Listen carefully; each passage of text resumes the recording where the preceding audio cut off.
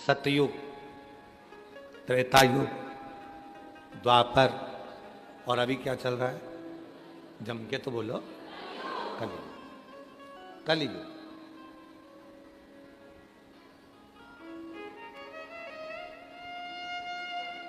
शिव जी के जितने भक्त हैं ना, वो सब भगवान भोलेनाथ जी से कहते हैं कि सतयुग में तो हमको अनुष्ठान करना पड़ता था, यज्ञ करना पड़ता था।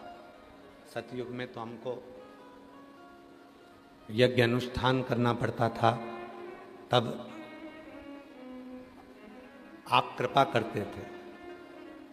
त्रेता में तब साधना करना पड़ती थी, तब आप कृपा करते थे। द्वापर में यज्ञ करना पड़ता था, उपास करना पड़ता था, तब आप कृपा करते थे। जितने सतयुग के संत हैं, जितने त्रेता के साधु हैं, जितने द्वापर के महात्मा हैं, वो शिव जी से कहते हैं अब हमको कलयुग में नीचे भेज दो।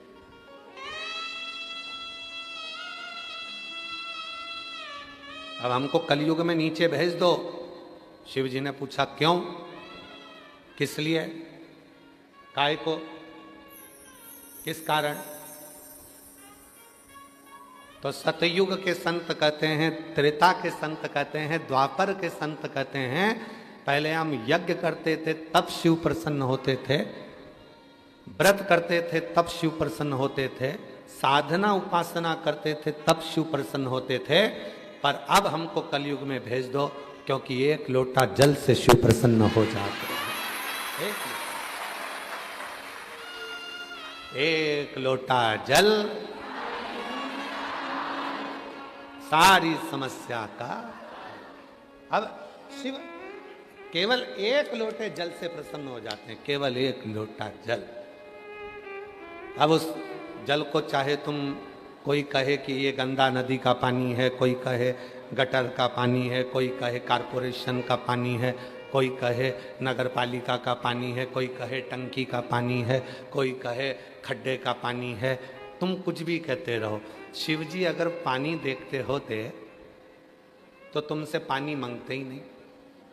शिव जी अगर फूल देखते होते तो तुमसे फूल मांगते ही नहीं।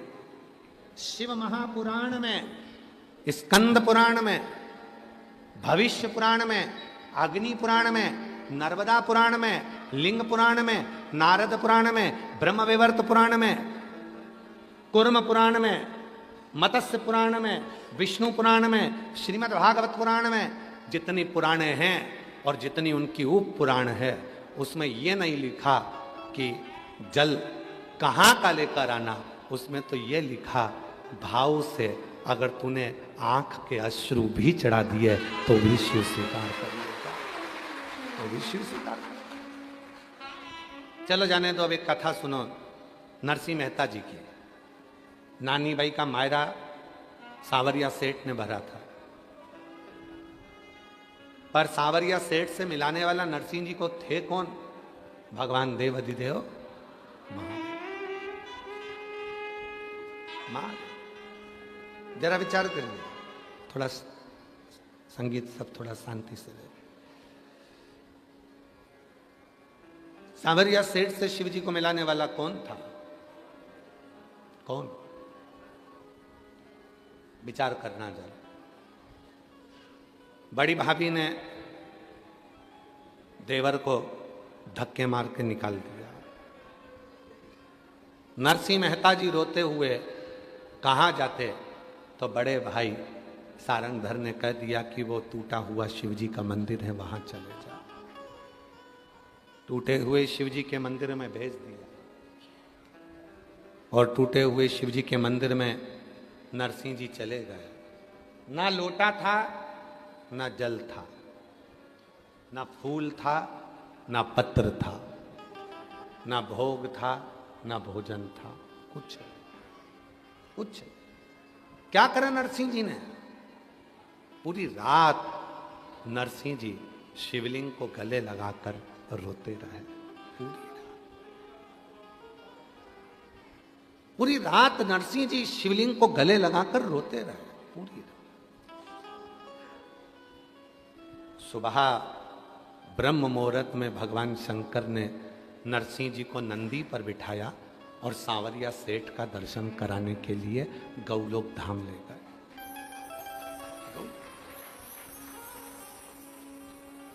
जिस गौलोक धाम में नरसिंह जी पहुंचे, वहां पर भगवान सांवरिया जी राधा जी के साथ नृत्य कर रहे थे। कृष्ण जी का ध्यान गया नरसिंह जी की ओर। यहां लोग मरने के बाद आते हैं, तुम जिंदा जी आ गए। कैसे आ गए? यहां तो जीते जी कोई आता ही नहीं, मरने के बाद आते। तुम कैसे आ गए? नरसिंह जी कहे, मुझे नहीं पता, पर कोई नंदी पर बिठा कर लेकर आया था। कहां है वो? जो सांवरिया सेठ ने भगवान शिव जी को देखा, जिंदा जी बैकुंठ तक लाने की सामर्थ्यता किसी में नहीं है, केवल एक शिव में है। वो जल नहीं था तो भी शिव प्रसन्न हुए। यही कलिकाल की घटना है, यही कलयुग की घटना है। नानी भाई का मायरा कोई सतयुग या त्रेता या द्वापर का नहीं है, कलयुग का है। आंखों के पानी में नमक होता है कि नहीं होता? बोलो बोलो, जम के बोलो। होता है। अब जब आंखों का पानी नमक वाला शिव जी पे गिरा होगा तो भी तो शिव जी ने स्वीकार किया होगा। अब दुनिया के लोग कहते हैं पानी शुद्ध रखो, और शिव महापुराण की कथा कहती है वाणी शुद्ध रखो। दुनिया के लोग कहते हैं फूल शुद्ध रखो।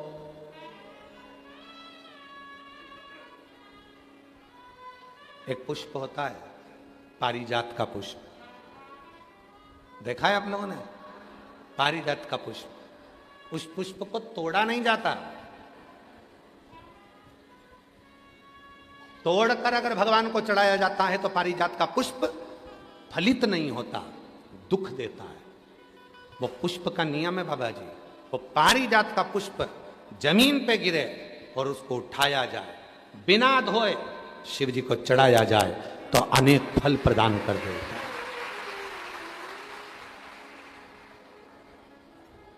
बिना धोए।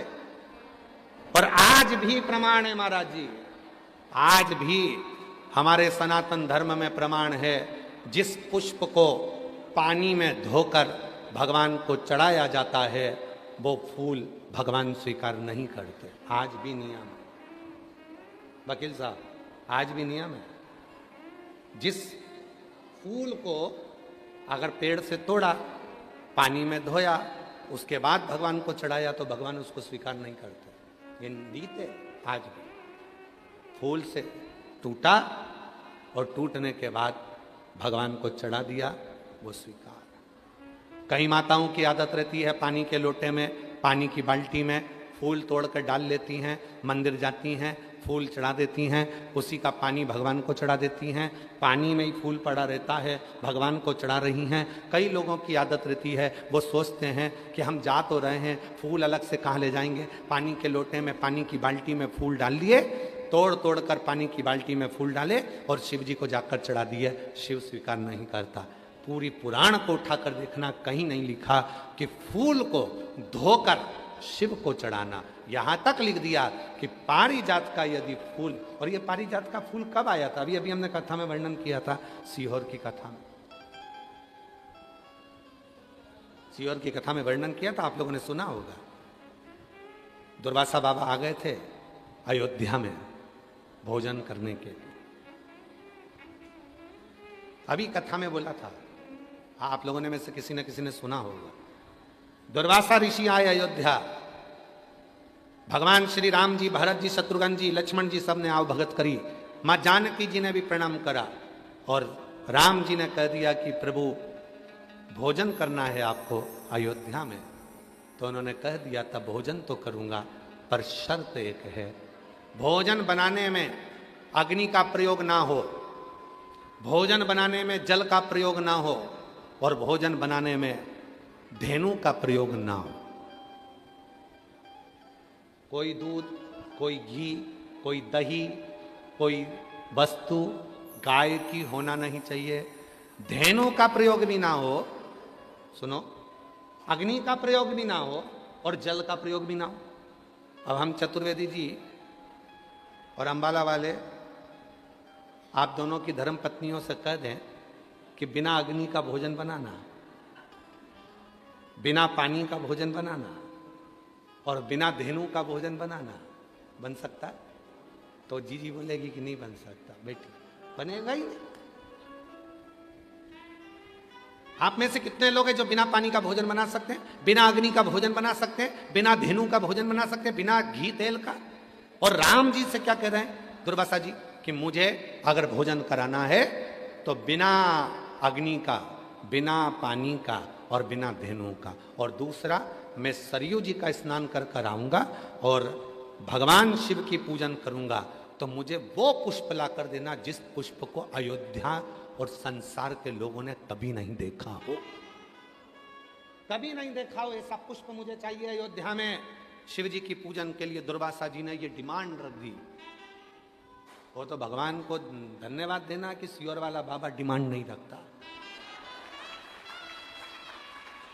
दुर्वासा जी ने डिमांड रखी कि अग्नि में बना हुआ भोजन नहीं चाहिए, पानी से बना हुआ भोजन नहीं चाहिए, धेनु से निर्मित भोजन नहीं चाहिए, और वो फूल शिव जी की पूजन में चाहिए जो पूरी दुनिया ने ना देखा हो, पृथ्वी पर किसी ने नहीं देखा। वो फूल चाहिए, वो पुष्प, वो पुष्प चाहिए।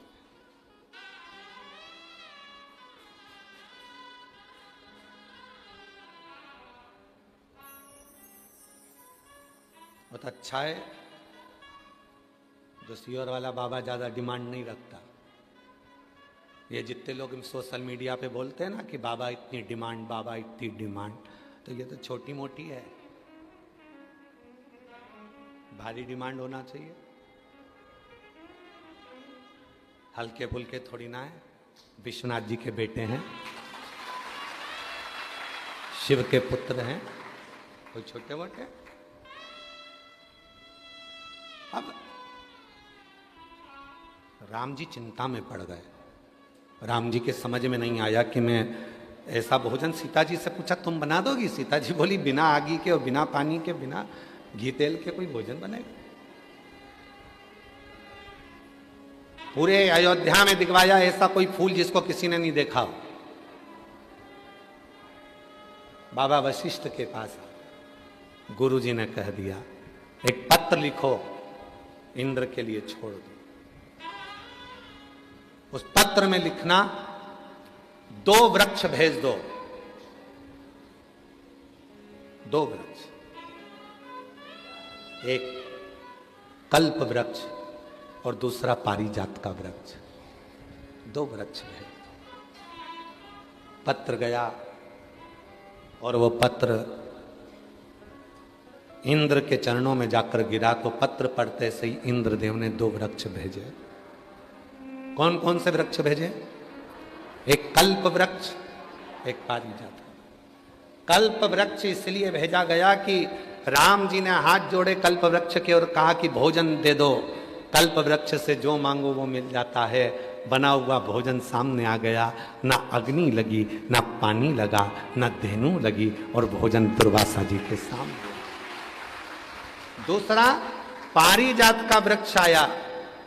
जिस पारिजात के फूल को किसी ने नहीं देखा था, वो राम जी ने दुर्वासा जी को दिया शिव जी को चढ़ाने के लिए। और वो फूल जो जमीन पर पड़े थे वो राम जी बीन कर दुर्वासा जी को दिए थे। शिव ने स्वीकार किए थे। शंकर भगवान उसी क्षण राम जी की साक्षी में कहते हैं, सुनो राघव, आज भूमि पर पड़ा हुआ ये पुष्प तुम्हारे हाथ का स्पर्श पाकर मेरे पास आया है।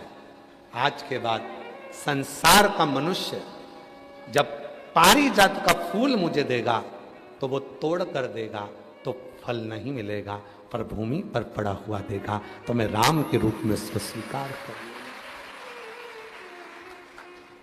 राम जी के हाथ के पुष्प के बराबर पुष्प पारिजात का भूमि पर पड़ा हुआ पुष्प हो जाता है।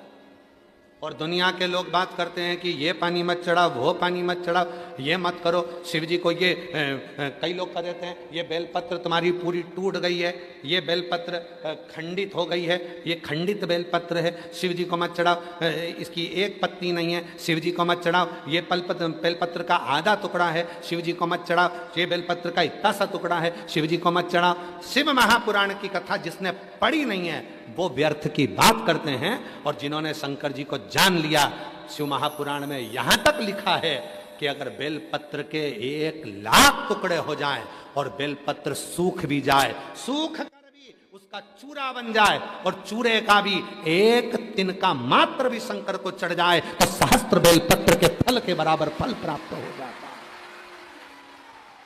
जो समझे ही नहीं उनको क्या समझाए? जो आज भी दिमाग में लेकर बैठे, खंडित है, खंडित है, खंडित है,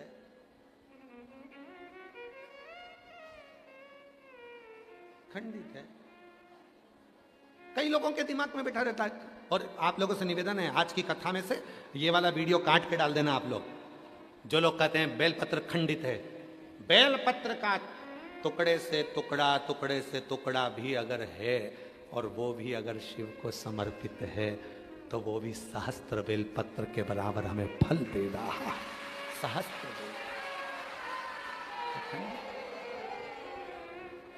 दुनिया में केवल एक ही तो है, पूरी दुनिया में केवल एक ही है, मेरा देव अधिदेव महादेव। भगवान विष्णु जी की मूर्ति खंडित होती है तो मूर्ति को बदलना पड़ता है, राम जी की मूर्ति खंडित होती है तो मूर्ति को बदलना पड़ता है, देवी जी की मूर्ति खंडित होती है तो मूर्ति को बदलना पड़ता है, दत्त भगवान की मूर्ति खंडित होती है तो मूर्ति को बदलना पड़ता है, 33 कोटि देवताओं की मूर्ति खंडित होती है तो मूर्ति को बदलना पड़ता है। और महादेव का शिवलिंग यदि खंडित भी हो जाता है तो वह अखंडेश्वर महादेव कहलाता है। शिव जी का शिवलिंग भी अगर खंडित हो जाए तो वो खंडित नहीं माना जाता, 1000 टुकड़े हो जाएं तो खंडित नहीं माना जाता, उसके टुकड़े टुकड़े हो जाएं तो भी खंडित नहीं माना जाता, वो अखंडेश्वर हो जाता है, सहस्त्रेश्वर हो जाता है, लक्षेश्वर हो जाता है, वो साधारण नहीं रहता है।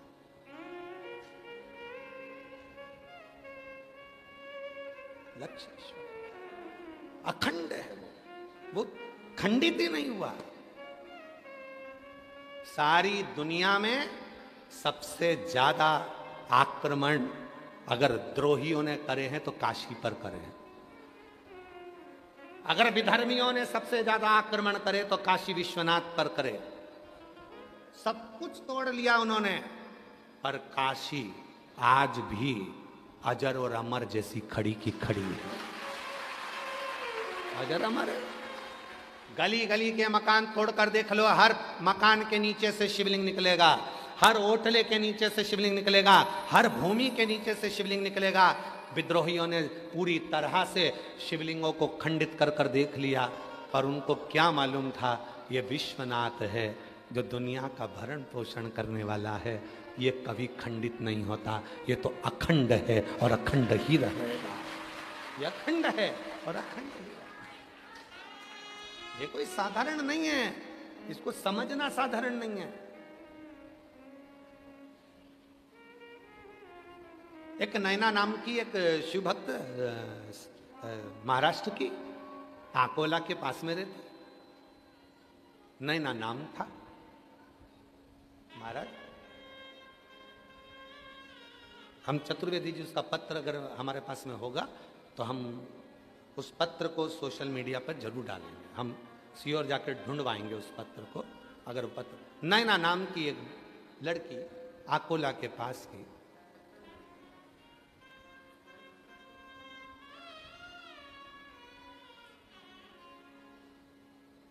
हॉस्पिटल में जॉब करती, हॉस्पिटल में भी ऐसी जगह जॉब करती है जहां पर स्त्री का प्रसव होता, बच्चा जन्म लेता, तो पूरी की पूरी वो बच्चे को जन्म देने में उसका पूरा शरीर जो है वो प्रसव के कारण बस रक्त में आदिक में हो जाता है और वो पूर्ण तरह से गंदी हो जाती। वो कहती कि मैं पूरा मेरा शरीर गंदा हो जाता। अब बच्चा जन्म दिया। अब ये तो माएँ जानती हैं, माँओं को मालूम है कि प्रसव के समय पर बच्चा जब जन्म लेता है तो कितना कितना वहाँ रक्त आदि गंदा हो जाता है। नहीं ना, गुरु जी बहुत दुखी रहती हूँ, मेरे दुख का निवारण क्या है? हमने कहा एक लोटा जल सारी समस्या का हल। हमारे पास तो कोई दूसरा निवारण तो है ही नहीं। पानी चढ़ाओ, दुख मिटाओ, बोल बम का नारा है, श्री शिवाय।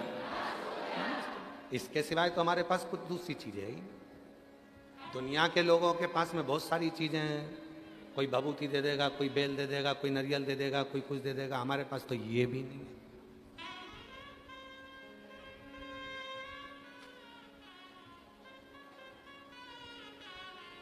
हमने कहा नहीं ना, तुम एक काम करा करो, रोज शिव जी को जल चढ़ाया करो। गुरु जी हॉस्पिटल में जाने की जल्दी रहती है, जल चढ़ाऊं कैसे? हॉस्पिटल से आती हूं तो गंदी हो जाती हूं, जल चढ़ाऊं कैसे? हमने कहा घर से चला करो तो बोतल में जल भर लिया करो, जाते आते जब तुम्हारा मन पड़ जाए, जब शिव कृपा कर दें तब जल चढ़ा। हॉस्पिटल से आती होगी तो स्नान कर कर आती होगी, हाँ। कपड़े बदल कर आती होगी, हाँ। तो फिर जाने में क्या दिक्कत? पर लोग कहते हैं कि हॉस्पिटल से आइए, शिव जी के मंदिर आ गई। हमने कहा दुनिया तो ताना देती रहेगी।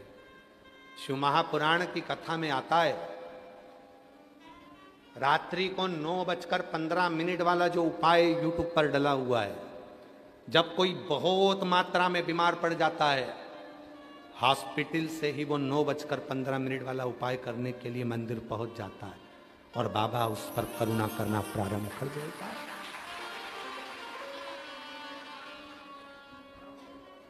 शिव गंदा शरीर नहीं देखे हैं, शिव गंदा मन देखते हैं।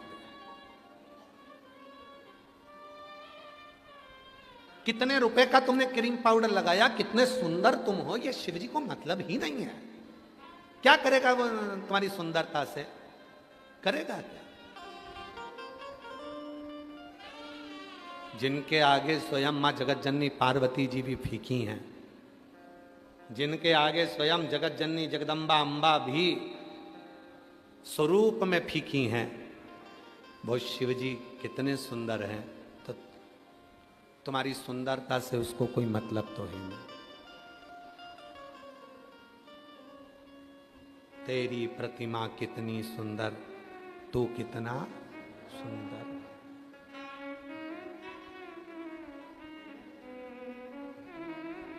वो कितना सुंदर,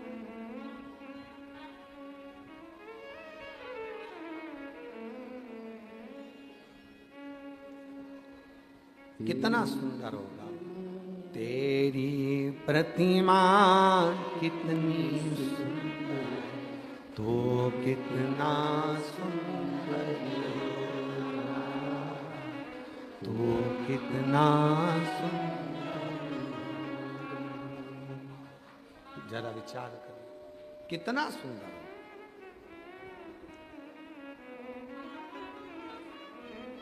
वो कितना सुंदर हो सकता है? तुम्हारी सुंदरता से मतलब नहीं है, तुम्हारी सुंदरता से कोई मतलब नहीं, कोई मतलब।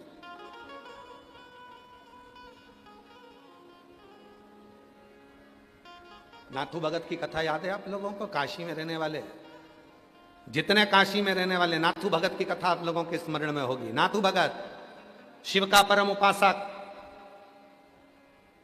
गंगा जी के तट पर रहता था। 80 घाट के नजदीक में एक बड़ा सा किला था, उस किले के एक आले में वो रहता था, किले के आले में। और वो किले के घाट के किले के आले में, अब थोड़ा ध्यान देना तुम लोग, जरा स्मरण रखिएगा।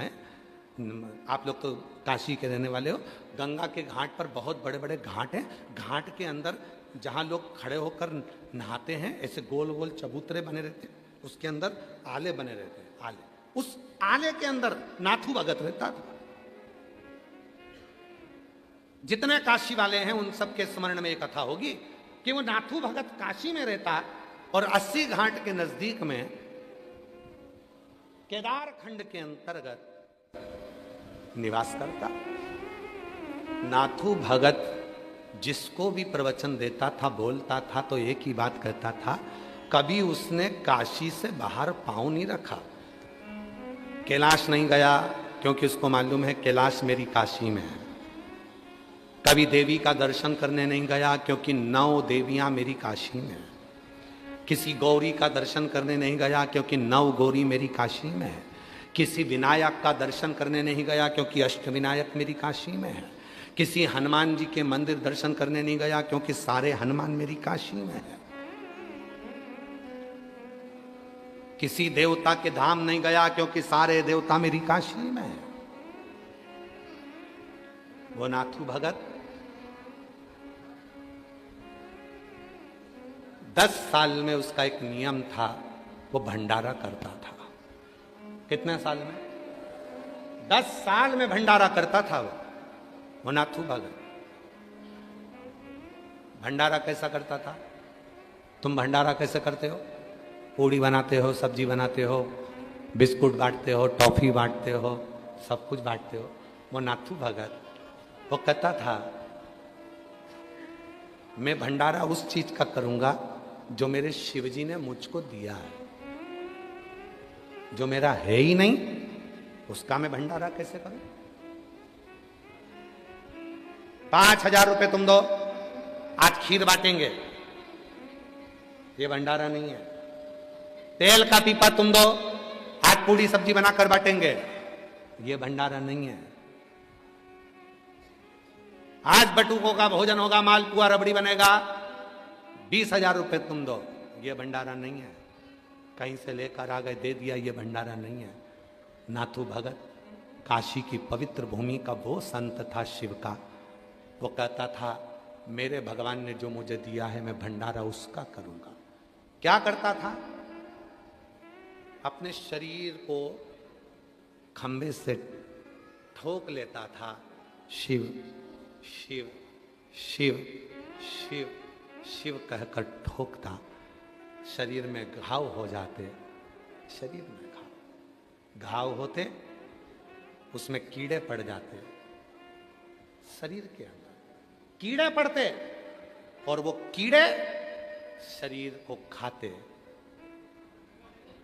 15 दिन तक भंडारा उसके शरीर का देता वो नाथू भगत, और 16वें दिन मां गंगा में जाके डुबकी लगाता, पूरा शरीर ठीक हो जाता।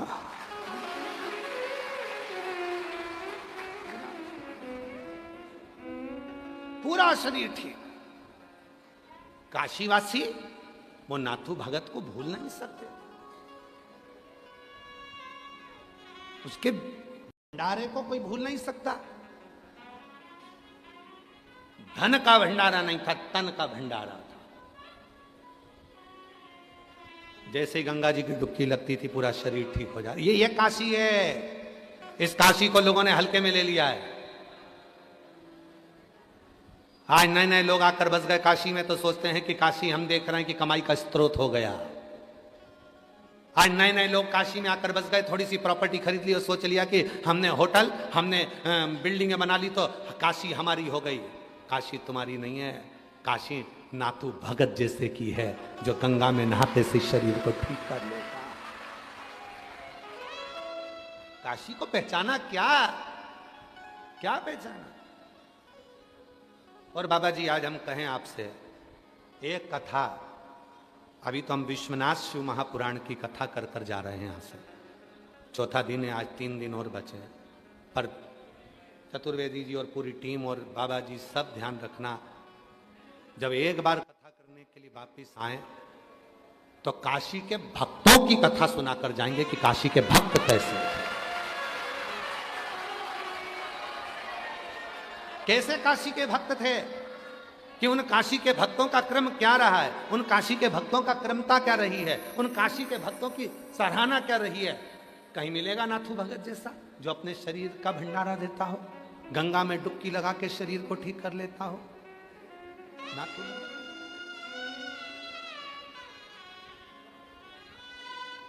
आओ काशी के एक भगत की ओर बात करें तो विपण्णन, काशी का एक भगत विपण्णन मणिकर्णिका पर रहता था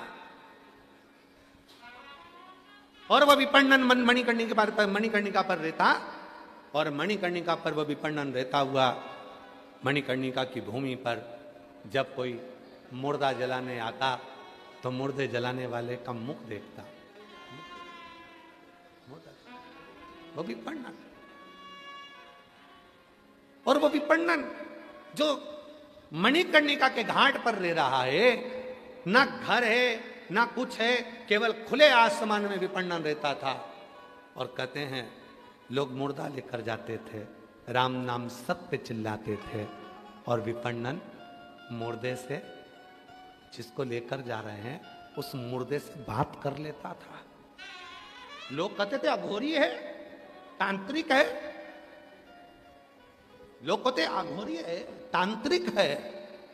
अरे विपण्णन ना घोरी था ना तांत्रिक था, वो विश्वनाथ जी का भक्त था, शिव का भक्त था।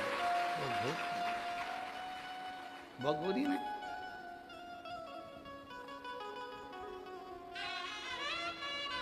और मैंने लाख सहारे छोड़ दिए, बस तेरा सहारा। मैंने लाख सहारे छोड़ दिए, एक तेरा सहारा, बस तेरा सहारा काफी है, बस तेरा सहारा काफी है। मैंने लाख तवारे छोड़ दिए, एक तेरा दुआरा काफी है। मैंने लाख दुआरे छोड़ दिए, एक तेरा दुआरा। मैंने बस एक द्वारा, एक दरवाजा देख लिया, वो तेरा।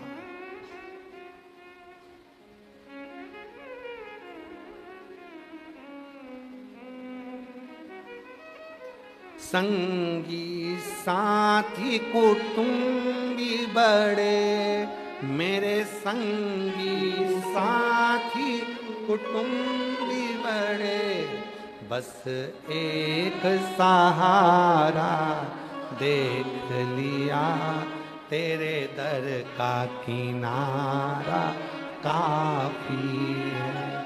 बस एक सहारा देख लिया, तेरे दर का किनारा काफी है।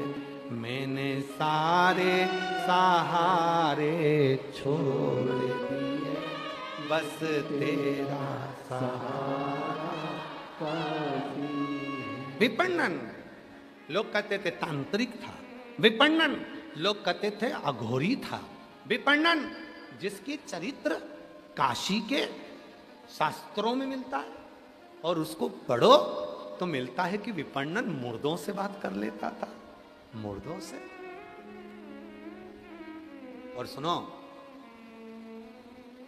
ए काशी वासियों, आप सबके चरणों को प्रणाम कर कर एक बात कहना चाहता हूं इस विपण्णन के चरित्र से। प्रश्न था विपण्णन का, एक ब्राह्मण मस्तक पर त्रिपुंड, गले में रुद्राक्ष की माला, भस्म पूरे शरीर पर लगी हुई त्रिपुंड, और विपण्णन के पास आ गया उस दिन विपण्णन खुले आसमान में बैठे थे, मुर्दे से बात कर रहे थे, मुर्दे से। ये काशी है वकील साहब, ये काशी है जहां मुर्दे से बात करने वाले संत भी यहां निवास करते थे। गर्व होना चाहिए काशी वासियों को कि यह काशी है। इसको महाशमशान कहते हैं, महाशमशान। विपण्णन बैठे थे, गले में रुद्राक्ष, भस्म, त्रिपुंड पहना हुआ एक ब्राह्मण विद्वान, शिखाबंदी है उसकी, तन पर एक लंगोटी है, ऊपर के भाग कुछ नहीं है, यज्ञोपवीत धरा हुआ है। विपण्णन के पास आ गया विपण्णन। आज विपण्णन मुर्दे से बात कर कर हंस रहे थे, तो मैं पूछा कि भाई मेरा प्रश्न है। ब्राह्मण ने पूछा कि परमात्मा से प्रेम और संसार से प्रेम में क्या अंतर है। सुनना जरा, बड़ा सुंदर है। परमात्मा से प्रेम और संसार से प्रेम में क्या अंतर है। विपण्णन ने जो कहा हम आज की भाषा में सुनाएंगे, पुरानी भाषा में नहीं सुनाएंगे, क्योंकि आज की भाषा में तुम्हें जल्दी समझ में आएगा। विपण्णन ने कहा परमात्मा से प्रेम और संसार के प्रेम में क्या अंतर है। ब्राह्मण ने पूछा तो विपण्णन ने जवाब दिया, कोई हॉस्पिटल में पड़ा हुआ है, घर से लोग भोजन ले जाने को टेंशन समझ रहे हैं, ये संसार का प्रेम है। कौन लेके जाएगा खाना। आज हॉस्पिटल तुम जा रही हो तो कल मैं जाऊंगी, सास बीमार है, ससुर बीमार है, क्या रोज रोज मैं ही बैठी रहूं? क्या पूरी इजाजत का हिस्सा मुझे ही मिलेगा? सास तो तुम्हारी भी है ना, मां तो तुम्हारी भी है ना, तो तुम भी खाना लेके जाओ। ये सांसारिक प्रेम है।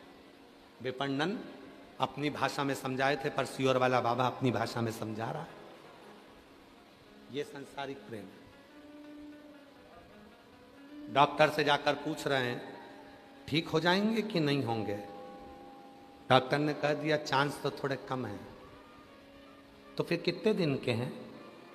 ये सांसारिक प्रेम। विपण्णन की भाषा को हमने अपनी भाषा में बदला है। विपण्णन की भाषा तो बहुत ऊंची है, जिसको समझने में हमको कुछ समय लग जाएगा, इसलिए हमने अपनी भाषा में। फिर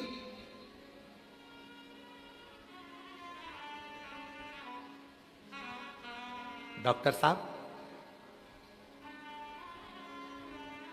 इनको खाने में क्या दें? 4-5 रोटी देंगे, 2-4 रोटी देंगे तो गंदगी करेंगे, और गंदगी करेंगे तो पलंग पर साफ कौन करेगा? भोजन की मात्रा कम कर दी, 2 रोटी 1 रोटी, जिससे वो मलमूत्र ना करे, साफ कौन करेगा? संसारिक प्रेम है। और विपण्णन ने कहा यह संसार का प्रेम है। जिस व्यक्ति ने करोड़ों कमाए, जिस व्यक्ति ने लाखों कमाए, जिस व्यक्ति ने दुकान जमाई, जिस व्यक्ति ने बंगला बनाया, जिस व्यक्ति ने घर बनाया, आज उसी पर लोग खर्च नहीं कर पाते। विचार करते हैं ज्यादा खर्चा हो जाएगा, हॉस्पिटल से जल्दी छुट्टी दे दो, घर ले जाते हैं। अब जब मर ही रहे हैं तो घर ही मर जाएंगे। इसको कहते संसारिक प्रेम। और विपण्णन ने फिर कहा परमात्मा से प्रेम किसको कहते हैं? तो विपण्णन कहते हैं दर्द में भी अगर वो याद आ रहा है, दुख में भी आंसू के साथ विश्वनाथ का नाम निकल रहा है, और मरने से पहले भी ये तुम्हारे भीतर विश्वास है कि मेरे साथ मेरा विश्वनाथ है, वही परमात्मा का प्रेम। इसी को परमात्मा का प्रेम कहते हैं। इसी को परमात्मा के प्रति प्रेम कहा गया। इसलिए मेरी जीजियों, जितने भी आस्था चैनल पर कथा सुन रही हैं, जितने फेसबुक यूट्यूब पर कथा सुन रहे हैं, जितने मेरे जीजा, जितनी मेरी जीजी, जितना मेरा बेटा बेटी, जितने मेरे बुजुर्ग माँ बाप यहाँ बैठे हैं, पंडाल में बैठे हो जितने, बाहर बैठे हो जितने, और जितने आस्था चैनल पर कथा सुन रहे हैं, सबसे निवेदन है अंतिम समय आए उससे पहले अपनी अलमारी में जितनी साड़ियां रखी हैं सब पहनो।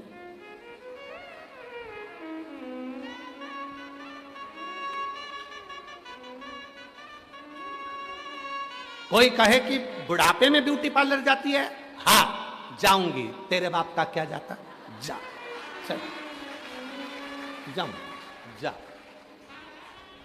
बता 60 साल 70 साल की हो गई, इतनी हीरोइन बन के रहती है, मेरी मर्जी।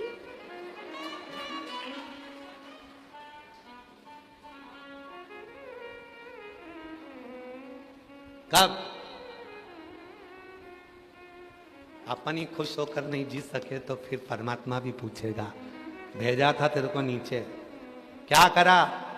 बच्चों की शादी करी, बेटियों की शादी करी, दामाद मिल गए, बहुएं आ गई, सारा काम धंधा उनको दे दिया।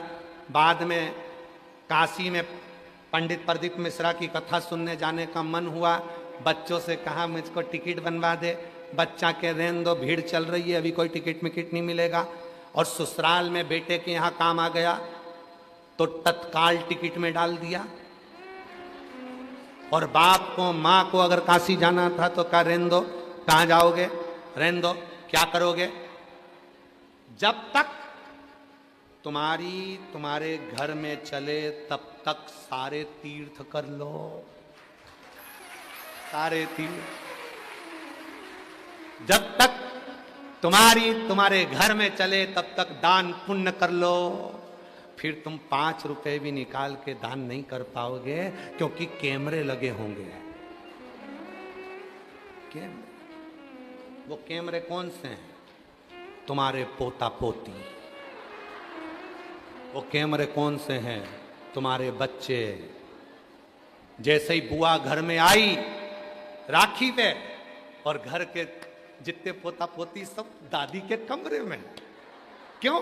बुआ जी आई है, बुआ जी आई है। बुआ जी से इतना प्रेम नहीं है बच्चों को, वो तो उनकी मम्मियां ठोक ठोक के भेजती है, जब तक बुआ रहे तब तक दादी के कमरे में रहना और देखते रहना दादी क्या क्या दे रही है। और बच्चे पूरी चौकीदारी करते, इतने इतने से बच्चे, 2 चोटी बंदी,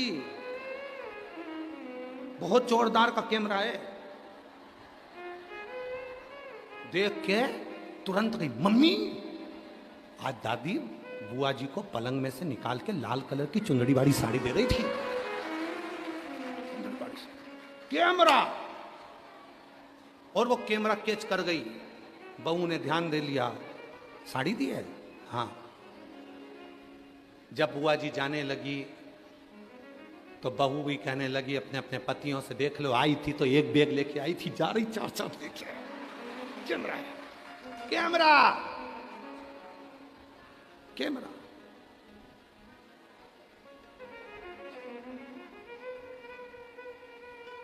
इसीलिए जब तक तुम्हारे घर में चले, जब तक तुम्हारे घर पर कमांड रहे, तब तक तीर्थ करो, दान करो, पुण्य करो, भजन करो, कीर्तन करो। बात का कोई भरोसा, बात का कोई भरोसा नहीं। शरीर शिथिल होता चले जाता है तो भजन भी नहीं हो पाता। बंसल जी, अभी तो शरीर चल रहा है तो कथा भी हो रही है। जब शरीर शिथिल हो जाता है तो कथा, भजन, कीर्तन कहाँ हो पाए? बहुत। फिर तो एक ही बात रहती है, अंत समय प्रभु आना वचन दिया तो निभाना पड़ेगा। आए प्रभु कुटुंब करिया, अंत समय प्रभु आना पड़ेगा। वचन दिया तो निभाना पड़ेगा, अंत समय प्रभु आना पड़ेगा। परमात्मा से प्रेम और सांसारिक प्रेम विपण्णन ने बता दिया ब्राह्मण देवता को कि ये परमात्मा से प्रेम है और ये संसार का प्रेम, संसार। पर एक बात आप लोगों से कहें, आज जो आप लोगों को देखा आप लोगों का जो प्यार देखा है शिव पुराण के प्रति, दरवाजे पर खड़े होकर इंतजार करना, शायद दुनिया में पहली व्यासपीठ होगी जिसके लिए दरवाजा भी बंद कर दिया जाता है कि कोई आए ना। पर पहली व्यासपीठ देखी होगी दरवाजा बंद करने के बाद भी कूद के आ जाते।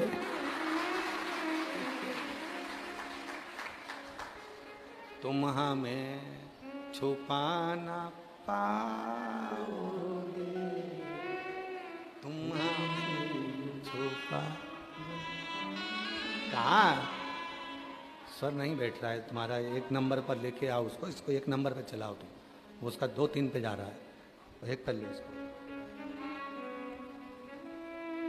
समझ, शिव तत्व कह रहा है, शिव तत्व शायद पहली व्यासपीठ है जिसको रोकने के बाद भी लोग शिव भक्त, और ये प्रदीप मिश्रा जी के लिए नहीं आ रहे, सीवर वाले बाबा के लिए नहीं आ रहे, आपके दिल में जो शंकर जी बैठे हैं, विश्वनाथ जी बैठे हैं, शिव बैठे हैं, आप उस शिव को पाने के लिए, शिव से शिव का मिलन करने के लिए शिव पुराण आता हो।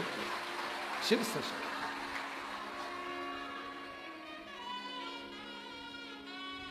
तो त्रेता, सतयुग, द्वापर, इन सारे युगों में सर्वश्रेष्ठ युग कौन सा है? कलयुग। अगर आप सब सतयुग में होते तो हवन कर रहे होते, तप कर रहे होते, आंख बंद करके बैठना होता तुमको 4-6 घंटे तक। त्रेता में होते तो भी तुम्हें तप करना पड़ता, द्वापर में होते तो भी तुम्हें यज्ञ करना होता, पर कलयुग इतना सरल, एक लोटा जल सब समस्या। और आज हमारे चतुर्वेदी चढ़वा दिए बिस्लेरी का जल, सुबह सुबह जल ढूंढ रहे थे मंदिर में, जल ना मिला तो चतुर्वेदी जी बोले ले बिस्लेरी का है,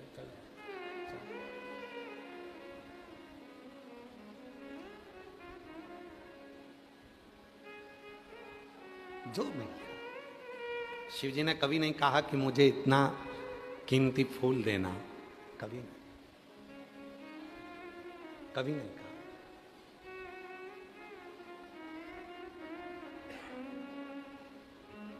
कभी नहीं शिव जी ने कहा कि मुझे इतना कीमती सामान दो, इतना कीमती फूल दो, इतना कीमती सामग्री मुझे दो।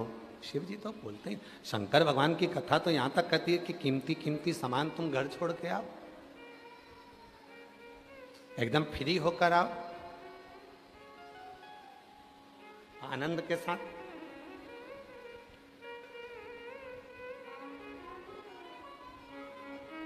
जमनादास जी का चरित्र कहता है ना, 252 वैष्णव की वार्ता में सेठ, एक भगवान का भक्त था जमनादास,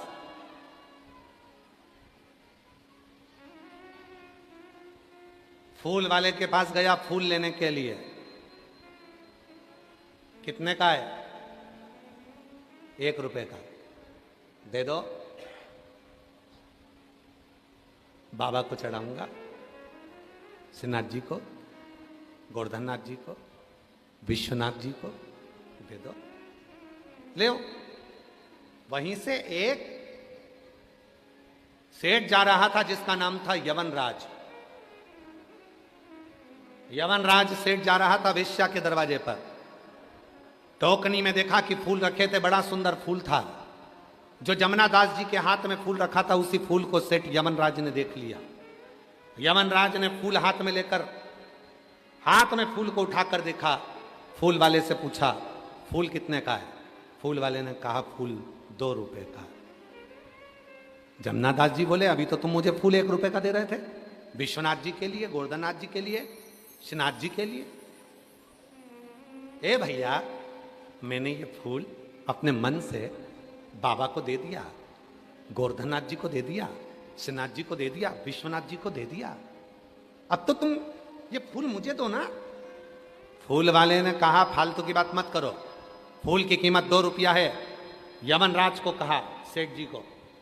यमनराज जी ने अपनी गठरी में से 2 रुपए निकाल कर देना चाहे तो जमुना दास जी ने कहा फूल अब जाएगा तो विश्वनाथ के चरणों में ही जाएगा, फूल जाएगा तो गोवर्धन नाथ जी के चरणों में ही जाएगा। फूल की कीमत 4 रुपए। जमुना दास भक्त। यमनराज ने कहा फूल की कीमत 8 रुपए, अगर यह फूल जाएगा तो वेश्या के जूड़े में जाएगा। जमुना दास जी ने कहा फूल की कीमत 10 रुपए।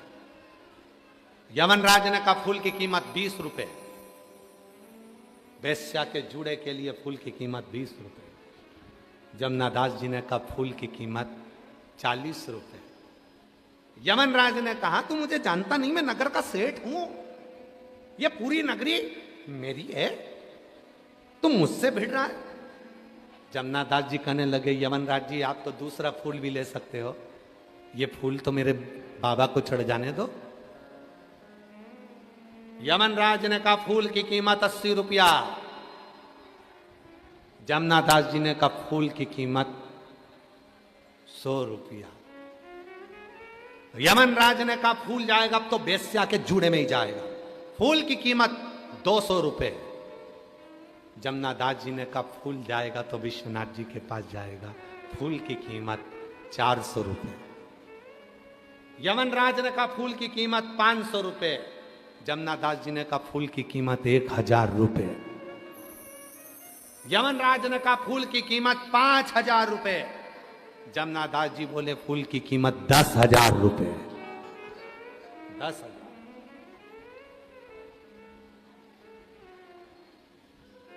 यमनराज ने पता लगाया कि ये इसके पास कितनी जमीन जायदाद है, पता करो। पूरी जमीन बेच देगा 50,000 में बिक जाएगी, इससे ज्यादा नहीं होगा इसके पास। यमनराज ने कहा फूल की कीमत 25,000 रुपए। जमुना दास जी बोले फूल तो विश्वनाथ के पास जाएगा, फूल की कीमत 50,000 रुपए। 50,000। यमनराज ने मन में विचार करा फूल की कीमत मुझे दुगनी बोलना पड़ेगी, 1 लाख रुपए मुझे फूल की कीमत लगाना पड़ेगी। 1 लाख में तो मैं 10 वेश्या लाके खड़ी कर दूंगा। अगर एक वेश्या को 1 लाख का फूल दूंगा तो 10 वेश्या मेरे पास खड़ी होगी। यमनराज ने फूल की कीमत नहीं लगाई। जमुना दास ने अपनी जमीन घर सब बेच दिया।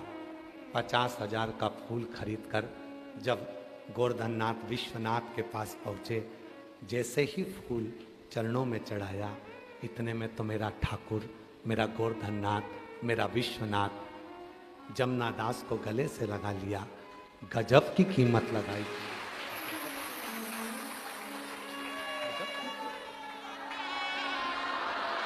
गजब की कीमत। आज भी अगर भगवान शंकर के फोटो का दर्शन करो, श्रीनाथ जी के चित्र का दर्शन करो, गोवर्धन नाथ जी के फोटो का दर्शन करो, आज भी जमुना दास जी का वो फूल तुम्हें फोटो में मिलेगा। फोटो में। आप लोगों में से किसी ने शंकर जी का फोटो देखा?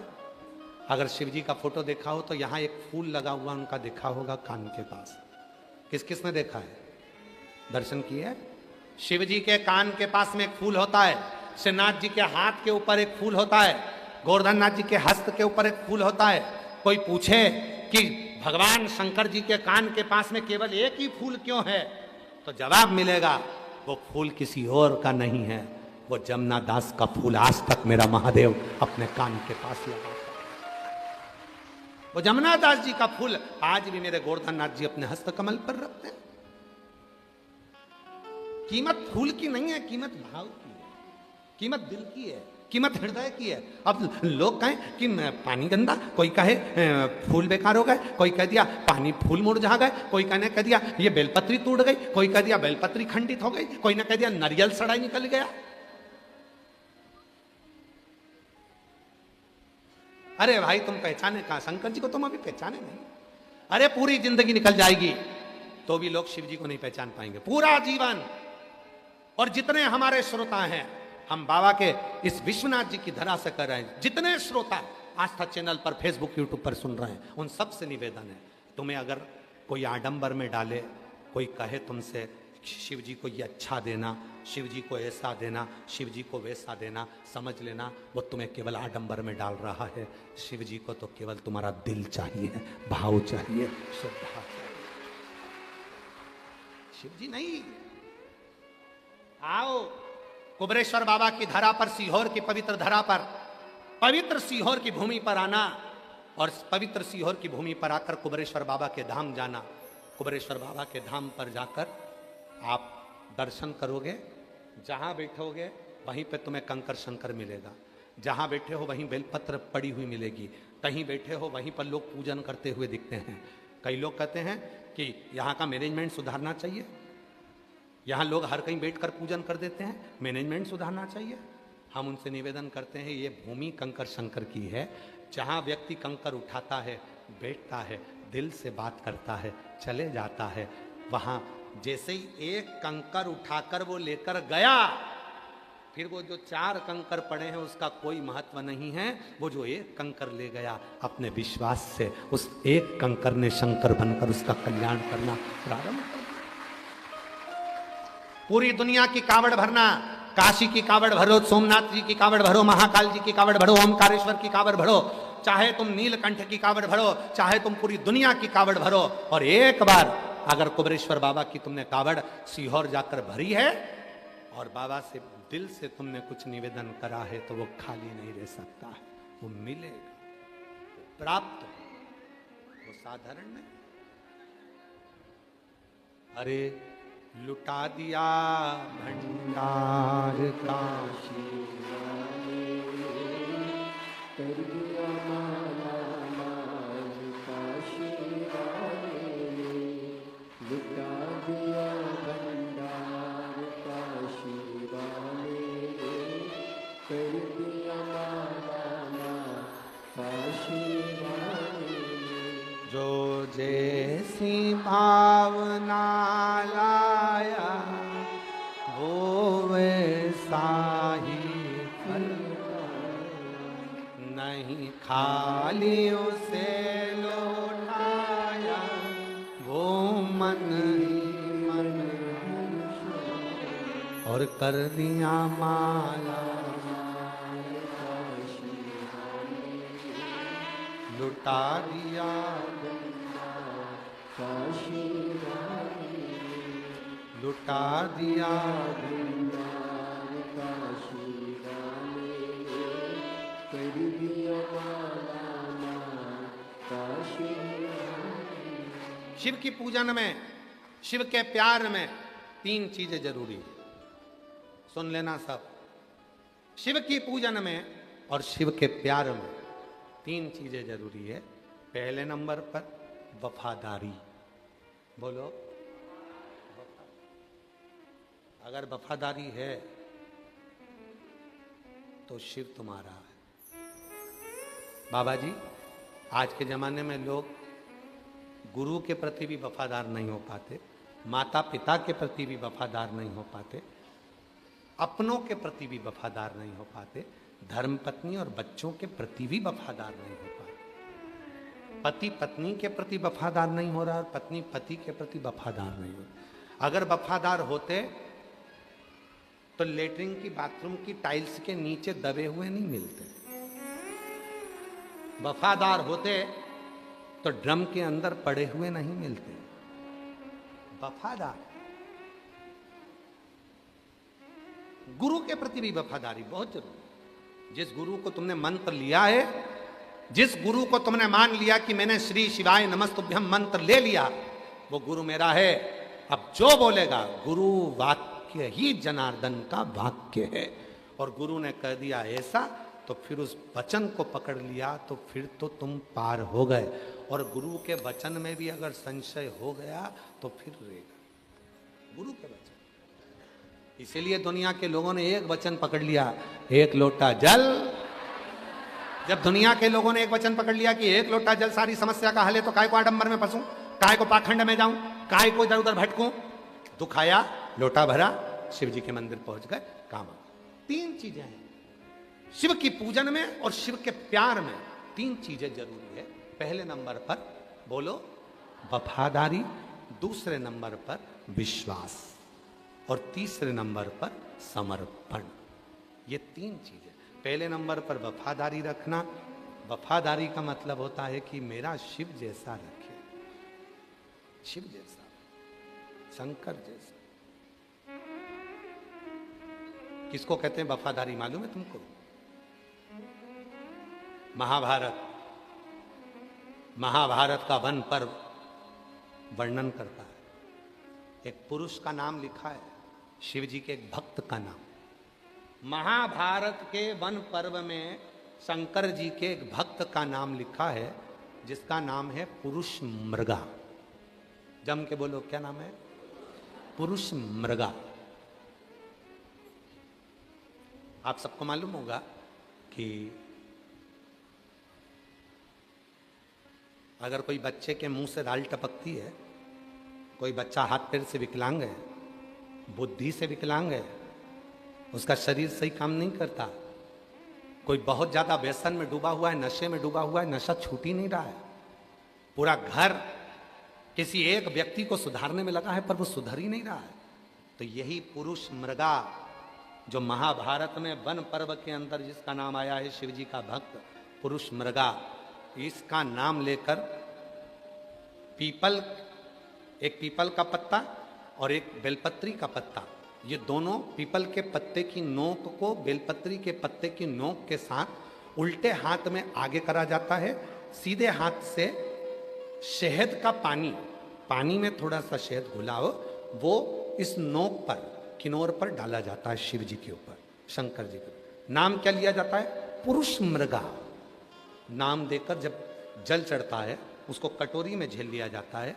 जो बच्चा मानसिक विकलांग होता है, शरीर से विकलांग होता है, कहते हैं शरीर में कोई ऐसा रोग हो जाता है जिसका इलाज पूरे दुनिया में नहीं है, उस रोग में भी जीबीएस बीमारी के अंतर्गत भी अगर उस जल को शिव पर चढ़ाकर उसको सुबह दोपहर शाम थोड़ा थोड़ा देना प्रारंभ करते हैं, शरीर में बल आता है और शरीर काम करना प्रारंभ कर देता है, वो पुरुष मृगा। महाभारत के वन पर्व में वर्णन आता है पुरुष मृगा का।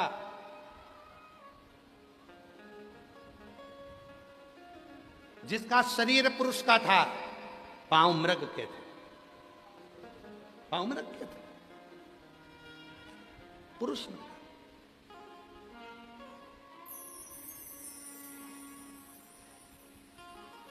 यहां तक कथा कथी है महाभारत वन पर्व में पुरुष मृगा की कथा थी। शिव भक्त, इसको साधारण नहीं कहेंगे, शंकर का परम भक्त था पुरुष मृगा, परम भक्त। आज भी कहते हैं जिसकी बुद्धि काम नहीं करती है, इधर उधर भटक रही है ना, तो शहद का जल पीपल के पत्ते की नोक और बेलपत्री की नोक दोनों को मिला के शिव जी पे चढ़ाई जाती है और उसका शहद के जल का प्रयोग किया जाता है, बुद्धि सटीक होती है।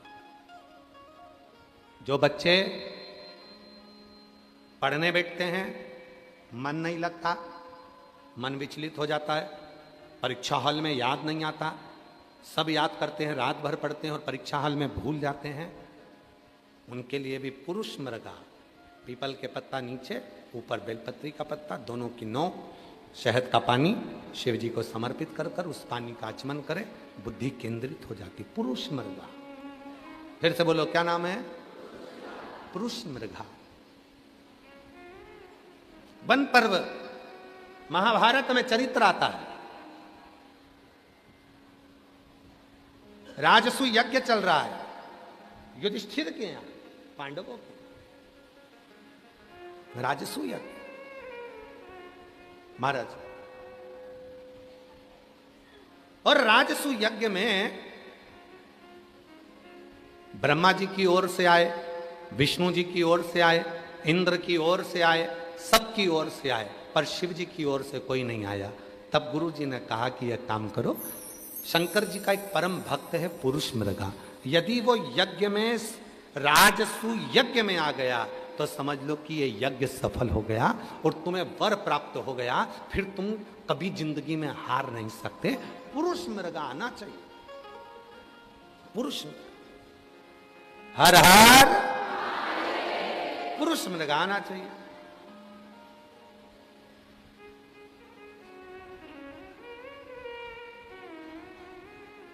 पर गुरुजी ने कहा उसको लाना बहुत कठिन, बहुत कठिन। लाओ कैसे? तो महाराज पुरुष मृगा को लाया, कैसे जाए? भीम कहने लगे, अरे मेरी चुटकी का काम है, तुम चिंता मत करो, मैं लेके आऊंगा, अभी लेके आता हूं। भीम गए, पुरुष मृगा मिल गए। पुरुष मृगा ने कहा कि भीम क्या बात है? भीम कहने लगे, हमारे यहाँ यज्ञ चल रहा है, चलो। पुरुष मृगा कहने लगे, मैं शिव जी की पूजन कर रहा हूँ, नहीं जा रही है। जरा शंकर जी के जो भक्त होते हैं ना, बड़े अटपटे होते हैं। कभी तो मिलेंगे तो बड़ी प्रसन्नता से मिलेंगे, और कभी मिलेंगे तो ऐसे रूठली मिलेंगे कि जैसे पहचानते ही नहीं। शिव शिव है, चलो। पुरुष मृगा ने मना कर दिया। भीम ने कहा, मैं लेके जाऊंगा। ठीक है, चल।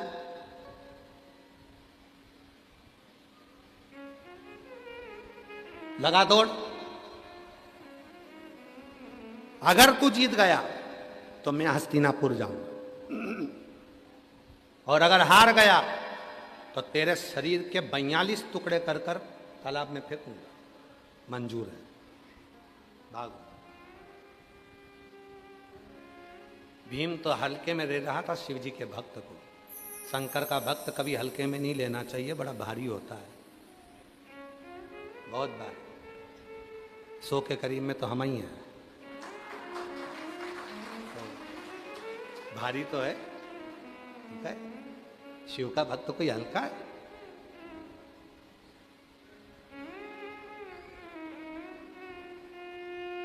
सतुआ बाबा जी को भी तुम हल्के मत लेना।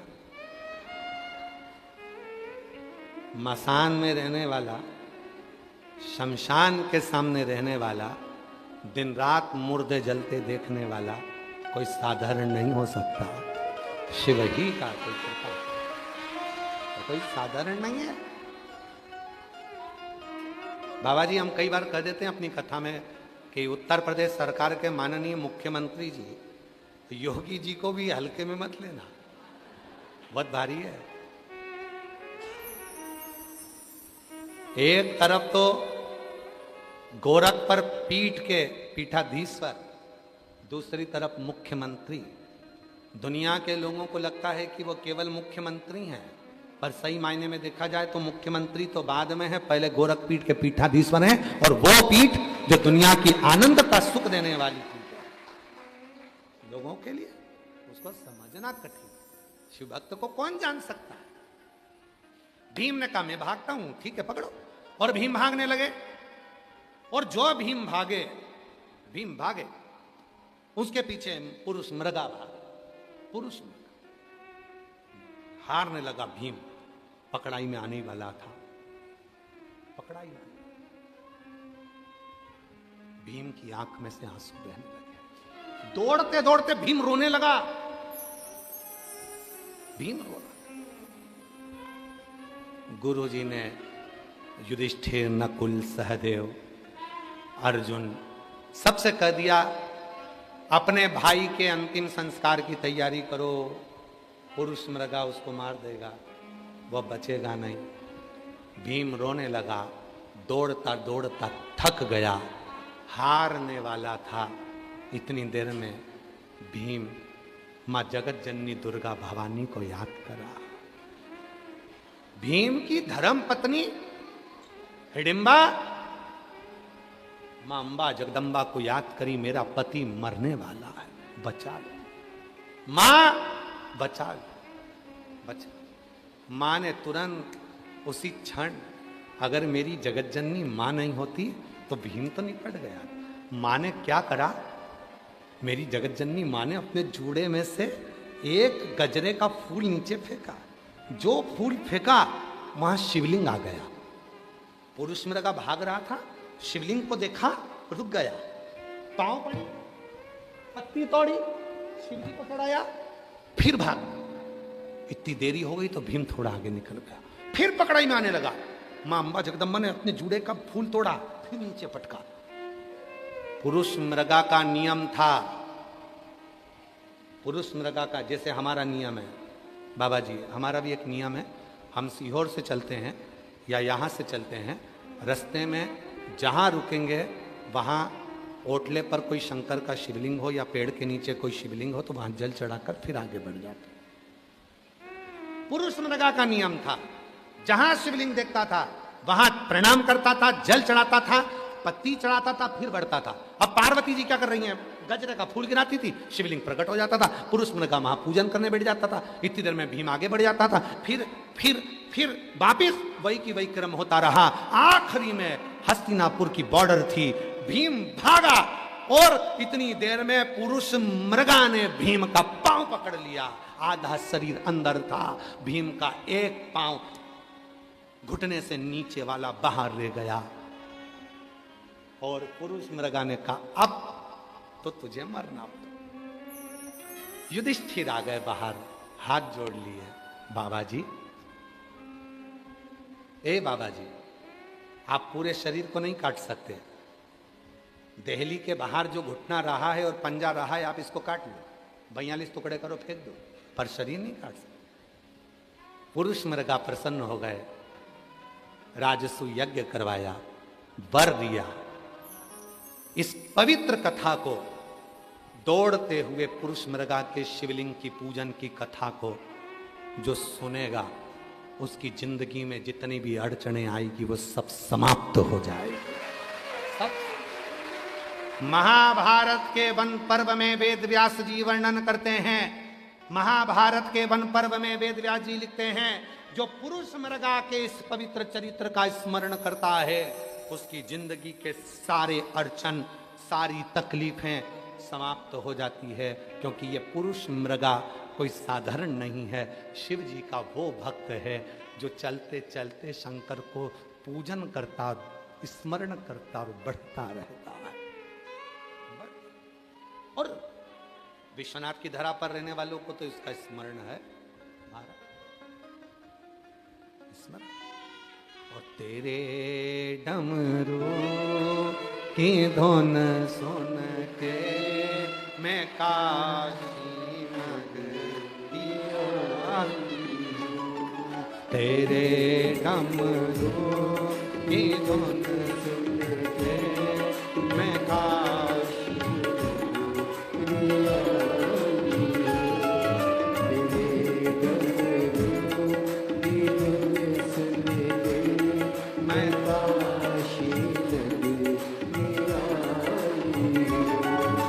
काशी नगरी आई हूँ, मैं काशी नगरी आई हूँ, मैं काशी नगरी आई हूँ, मैं काशी नगरी आई हूँ। मेरे भोले ओ बम भोले, मैं काशी आई मेरे भोले ओ बम भोले,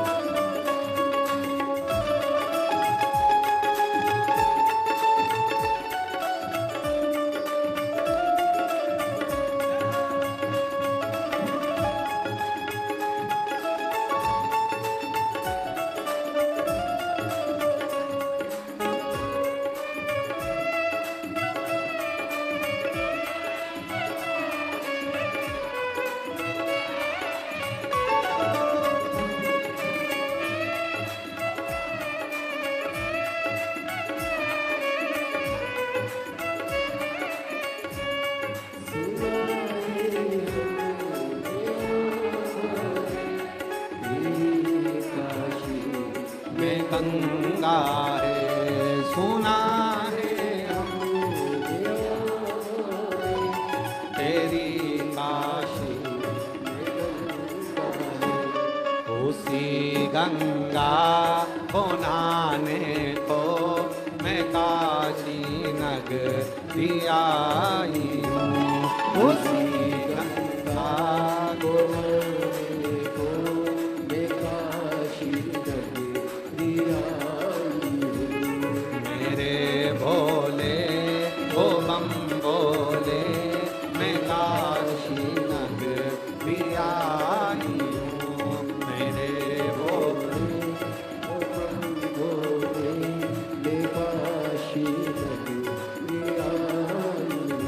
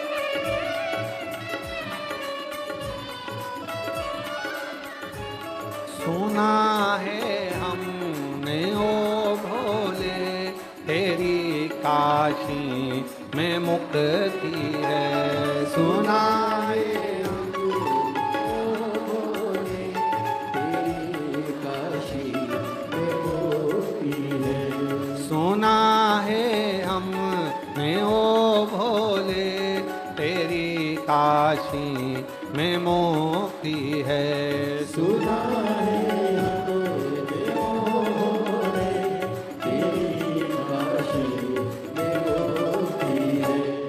उसी मुक्ति को पाने को मैं काशी नगरी आई हूँ उसी मुक्ति को पाने को मैं काशी नगरी आई हूँ मेरे भोले ओ बम बोले मैं काशी नगरी आई हूँ मेरे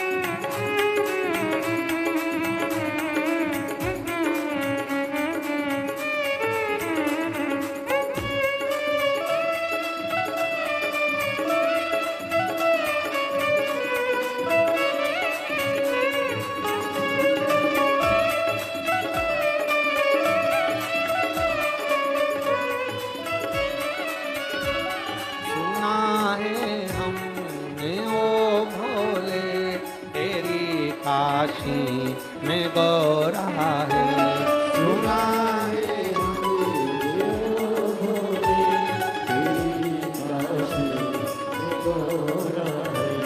सुना है हमने ओ भोले तेरी काशी में गौरा है। सुना है हम ओ भोले तेरी काशी में गौरा है। उसी गौरा को पाने को मैं काशी नगरी आई हूँ। उसी गौरा को पाने को मैं काशी नगरी आई हूँ। मेरे भोले ओ बम भोले मैं काशी नगरी आई हूँ। तेरे भोले बम भोले मैं काशी नगरी आई हूँ। मैं काशी नगरी आई हूँ। मैं काशी नगरी आई हूँ। मैं काशी नगरी आई हूँ। मैं काशी नगरी आई हूँ। हार हार अपने स्थान पर बैठकर बाबा देवाधिदेव महादेव से विनय करें, प्रार्थना करें, निवेदन करें, विनती करें। जहाँ जगह मिले वहाँ बैठ जाओ और बाबा को अपने मन का भाव कहिए, हृदय से प्रार्थना करो। बोल बम का नारा है। ये पवित्र कथा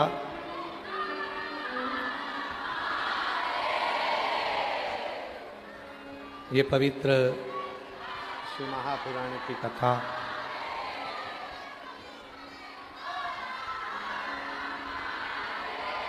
आज बाबा जी आपके चेले ज्यादा आए हैं। ये पवित्र शिव महापुराण की कथा आज कथा का चतुर्थ दिवस है। चतुर्थ दिवस की कथा चल रही है और ये कथा 15 अगस्त को विराम हो जाएगी।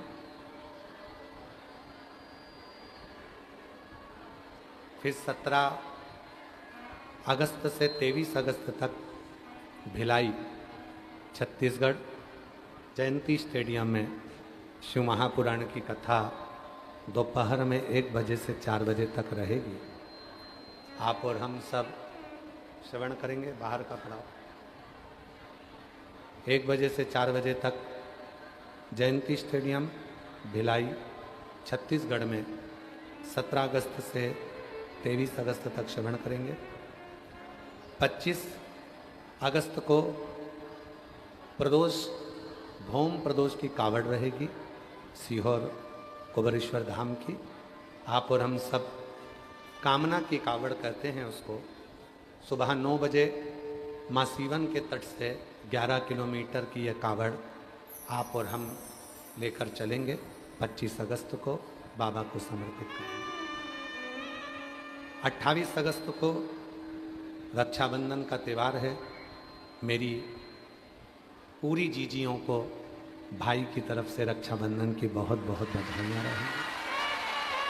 और रक्षाबंधन के दिन हम भी प्रयास करेंगे कि 2 क्षण के लिए लाइव आएंगे हमारी सोशल मीडिया के माध्यम से और आप बहन और भाई के रक्षाबंधन त्यौहार का, क्योंकि आप हमारी बहन हो तो बहन और भाई के रक्षाबंधन त्यौहार को राखी बंधवाते हुए आप लोगों के सामने प्रस्तुत होंगे और सब आनंद। 11 सितंबर से 17 सितंबर तक उचहारा रायबरेली उत्तर प्रदेश में शिव महापुराण की कथा रहेगी। 11 सितंबर से 17 सितंबर उचहारा रायबरेली उत्तर प्रदेश में शिव महापुराण की कथा रहेगी, जिसके आयोजक उचाहार में उचाहार में शिव महापुराण की कथा बरेली रायबरेली उचाहार रायबरेली उत्तर प्रदेश में 11 सितंबर से 17 सितंबर तक कथा रहेगी। आयोजक पांडे श्री मनोज पांडे जी उसके आयोजक रहेंगे। कैबिनेट मंत्री हैं उत्तर प्रदेश सरकार के, एक बार उनके लिए भी जोरदार ताली बजाकर साथों का। फिर 20 सितंबर से 26 सितंबर तक हमारी जो गादी की कथा होती है सीहोर की अग्रवाल महिला मंडल जो 30 वर्षों से लगातार कराती आ रही है अग्रवाल धर्मशाला में, वो कथा अग्रवाल महिला मंडल की 20 सितंबर से 26 सितंबर तक रहेगी। इसके बाद में 13 अक्टूबर से 17 अक्टूबर तक जितेंद्र पुनोजा पाटिल जी नेवाली बड़वानी मध्य प्रदेश में कथा रहेगी। उसके बाद में 30 अक्टूबर से 5 नवंबर तक उन्नाव उत्तर प्रदेश में शिव महापुराण की कथा उन्नाव उत्तर प्रदेश में 30 अक्टूबर से 5 नवंबर तक रहेगी। कथाओं के ही क्रम में 24 फरवरी से 2 मार्च 2027 की कथा तारा बाबा की कुटिया सिरसा हरियाणा में रहेगी। 24 फरवरी 2027 से 2 मार्च 2027 तक तारा बाबा की कुटिया सिरसा हरियाणा में शिव महापुराण की कथा रहेगी। बाबा को अपने मन का भाव कहें, प्रार्थना करें, विनय करें, निवेदन करें, विनती करें। काशी की पूर्ण पवित्र भूमि है। अपने दिल का भाव बाबा की इस पवित्र धरा पर गंगा माँ के तट पर बाबा की इस पवित्र कथा में कुबेरेश्वर बाबा की जो पोथी कुबेरेश्वर बाबा की कंकर शंकर की भूमि से जो यहाँ आई है उससे विनय करते हुए साथ में बोलें, प्रार्थना करें।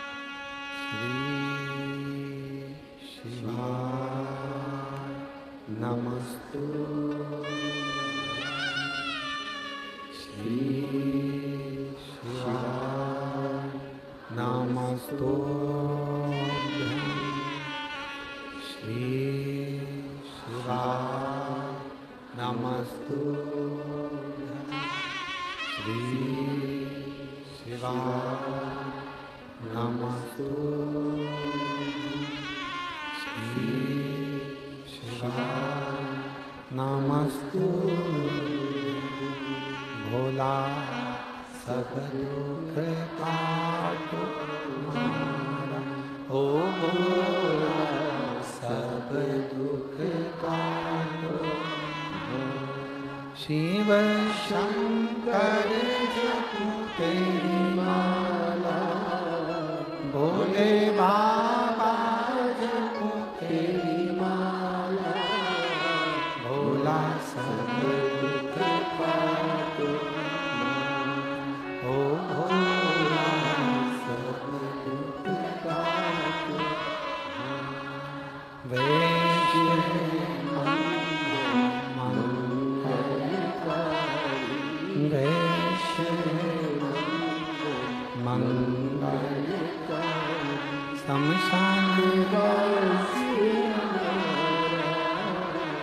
शमशान ओ भोला सब दुख काटो, ओ भोला सब दुख काटो।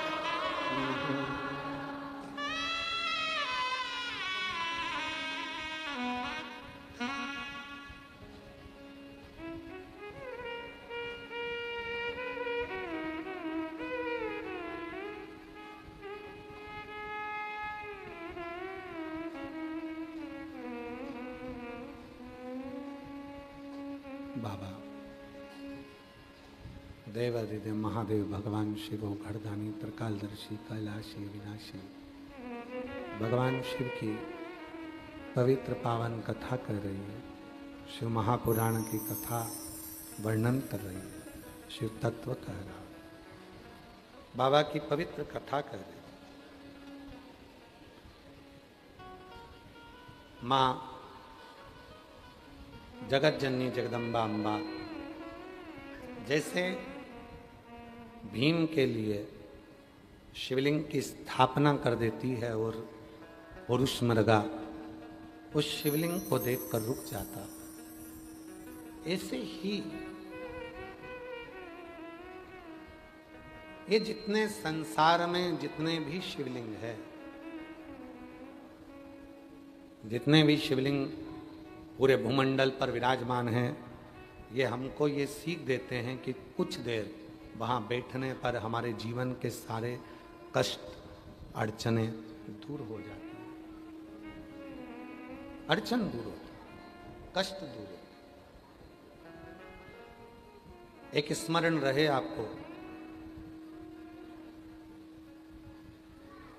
कि शिवजी ने जिनको पकड़ा उनको आखिरी तक नहीं छोड़ा।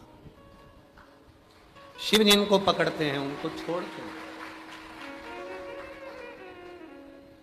नंदी शिवजी ने पकड़ा, छोड़ा नहीं। भृंगी शिवजी ने पकड़ा, छोड़ा नहीं। श्रृंगी शिवजी ने पकड़ा, छोड़ा नहीं। शिव जिनको पकड़े उनको छोड़ते नहीं। 33 कोटि देवताओं में केवल एक देव अधिदेव महादेव ऐसे हैं जो बड़ी मुश्किल से तो अपने होते हैं, और अगर अपने हो गए तुम उनको छोड़ भी दोगे तो भी शिव तुमको कभी नहीं छोड़, शिव नहीं छोड़।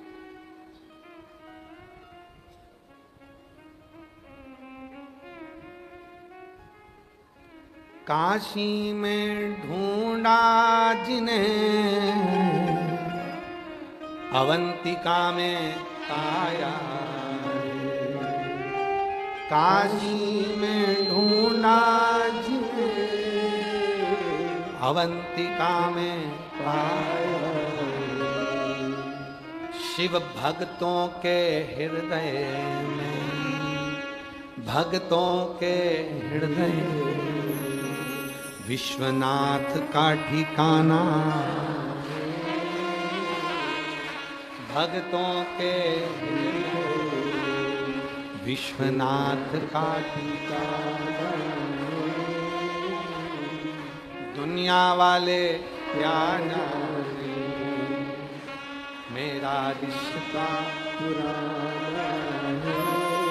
कोई संबंध आपका हमारा रहा है शिव जी से,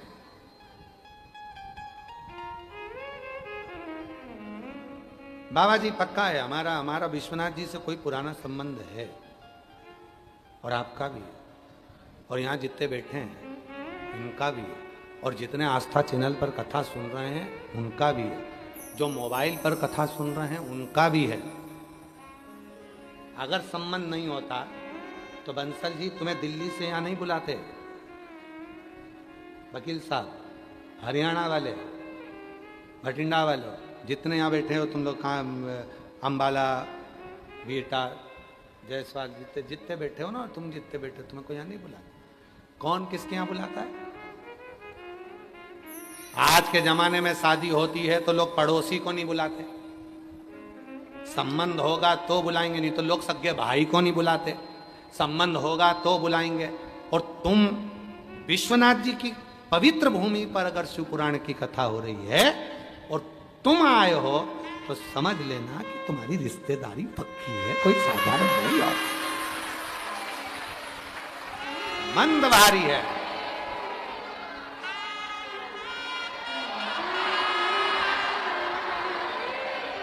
का दमदार आवाज पाई है रे विश्वनाथ वालों।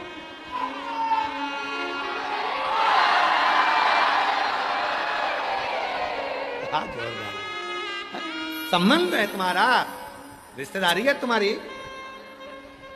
अच्छा कहीं जाते हो तो छाती ठोक के बोला करो, फालतू की बात करना मती, तो हमें जानता नहीं है।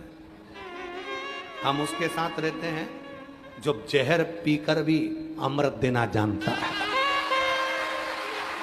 हम जानते नहीं मेरे को। लोग आते हैं ना, जब लोग कई, यहाँ तो ठीक है, बहुत चौकसी में कथा चल रही है, तुम लोगों को आने की अनुमति नहीं है, ऑनलाइन सुनने की अनुमति है, पर जहाँ कहीं बड़ी बड़ी कथा होती है तो वहाँ लोग फोन लगा देते हैं। लगाऊं क्या फोन? मुझे यहाँ से जान दो अंदर और बैठने दो। तुम मेरे को पहचानते नहीं, मैं उनकी रिश्तेदार हूँ, तो मुझे जानते नहीं हो। उसने तुरंत फोन लगाया, पर भगवान की इतनी कृपा होती है कि जहां वो फोन लगाती है वहां नेटवर्क खत्म हो जाता है। ये बड़ी कृपा है। जब बड़ी बड़ी कथाएं होती है तो कथा में नेटवर्क चले जाता है, लगा फोन, किसको लगाएगी। फिर वहां वो रिश्तेदारी काम नहीं आती, फिर रिश्तेदारी क्या काम आती है? ए भैया चले जान दे रे, तेरे हाथ जोड़ो, ए पुण्य लगेगा रे, सीवर वाला बाबा के देख लूंगी, वो सीवर वाला बाबा मेरे को एक बार देख लेगा, बस उतने में मेरा काम हो जाएगा रे, मेरे को चले जा, तेरे हाथ जोड़ो। अब वो फोन काम नहीं करा और वो काम कर गया। इतने में तो जितने गार्ड लगे थे ना, बाउंसर वाउंसर को, जितने पुलिसकर्मी, उन्होंने कह दिया बेचारी की जान दे। और जैसे ही वो दरवाजे से अंदर आई, उतनी देर में तो उसका रुतबा ही बदल गया। वो पीछे पीछे तो नहीं, अंदर आके आगे आगे बैठी। जो आगे आके बैठी सब उसको देख रही, किसी की पहचान वाली है। चतुर्वेदी जी से पूछो, इनकी है? बंसल साहब तुम्हारी, केसरवाणी जी तुम्हारी, सतुआ बाबा जी तुम्हारी, किसकी पहचान वाली? अब सब आश्चर्य में पड़े, ये है किसकी वाली? अब कौन बताए कि ये विश्वनाथ वाली? कौन बताए? हमारे दो ही रिश्ते, हमारे दो ही रिश्ते, एक हमारे भोले बाबा, एक हमारे भोले बाबा, और दूजी गोरा रानी सरकार, हमारे दो ही रिश्ते, हमारे। अब तो यहाँ तो संबंध की बात हो जाती है, तो यहाँ चले किसकी? आज वो एक लड़का, वो होटल में एक लड़का गाना गा रहा था, टिंकू जिया, टिंकू जिया, क्या बताओ, झाड़ू पोछा लगा रहा था और गाना गा रहा था टिंकू जिया। तो हमको भी याद आ गया, विश्वनाथ गोरा के पिया, गोरा के पिया, हमको भी काशी बुला लिया। हमको भी याद आ गया है, सही है। विश्वनाथ गोरा के पिया, गोरा के पिया, हमको भी काशी बुला ही लिया। अब बाबा ने बुलाया तो वो तो प्रेम की बात, तो वो गा रहा था टिंकू जिया, हमने भी सोच लिया कितना प्यारा गा रहा है, तो हमने भी सोचा विश्वनाथ गोरा के पिया, गोरा के पिया, हमको भी काशी बुला ही। हाँ, तुमको गाना चाहिए, काशी वालों को गाना चाहिए, हमको भी कथा में बुला ही। शिव है, औघड़दानी है, शंभु है, त्रिकालदर्शी, माता जगत जननी। जितने शिवलिंगों का निर्माण संसार सागर में, जितने भी शिव मंदिर हैं, जितने भी शिवलिंग हैं, ये संपूर्ण जगत का कल्याण करने वाले, संपूर्ण। महाराज कितना सुंदर लिखा है, मां नर्मदा जी के जल से निकले हुए शिवलिंग की प्राण प्रतिष्ठा नहीं भी होती।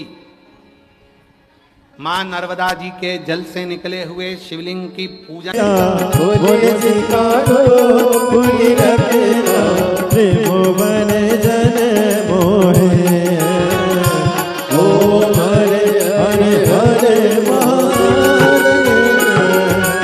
अक्षमाला वनमाला मुंडमाला दारी, बोले मुंडमाला दारी, त्रिपुरारी के सारे त्रिपुरारी